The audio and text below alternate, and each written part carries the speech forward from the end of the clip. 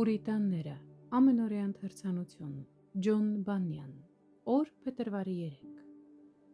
Եվ այնպես ահավոր էր տեսիլքը, որ Մովսեսն ասում էր, թե զարհուրում եմ և դողում, Եբրայեցիս 12:21 խոսք։ Մենք կարդացել ենք, թե որքան սարսափելի և ահավոր էր նույնիսկ հրեշտակների ներկայությունը մարդկանց համար, երբ նրանք նրանց երկնքից բարի լուր էին բերում։ Եթե հրեշտակները, որոնք պարզապես արարածներ են, այդքան սարսափելի և ահարկու են թվում մարդկանց համար Աստծո կողմից նրանց շնորհված փառքի պատճառով, ապա որքան ավելի սարսափելի և զարհուրելի պետք է լինի Աստված ինքը մեզ համար, մեզ, որ ընդամենը հող ու մոխիր ենք։ Երբ Դանիելը երկնքից տեսիլք ստացավ, հրեշտակն ասաց. «Ով Դանիել, ցանկալի մարդ», սակայն խոսողից եկող վախն ու սարսափն այնպիսի ծանրությամբ ընկան այս արդար մարդու հոգու վրա, որ նա չկարողացավ դիմանալ։ Նա դողալով երեսի վրա ընկավ և աղաղակեց. «Ով Տեր իմ, այս տեսիլքովը ետ դառան դեպի ինձ իմ ցավերը,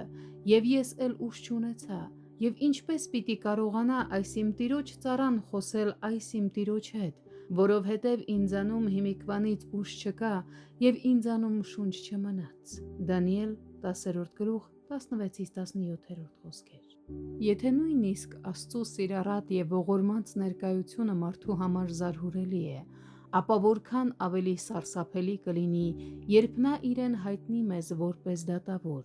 ով դժգոհ է մեր ճանապարհներից և բարկացած մեր մեղքերից։ Ուստի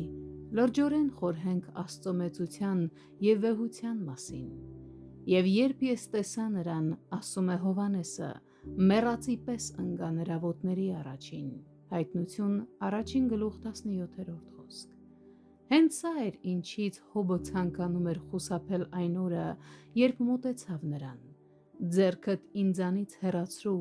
և քո երկյուղն ինձ թող չզարհուրեցնի,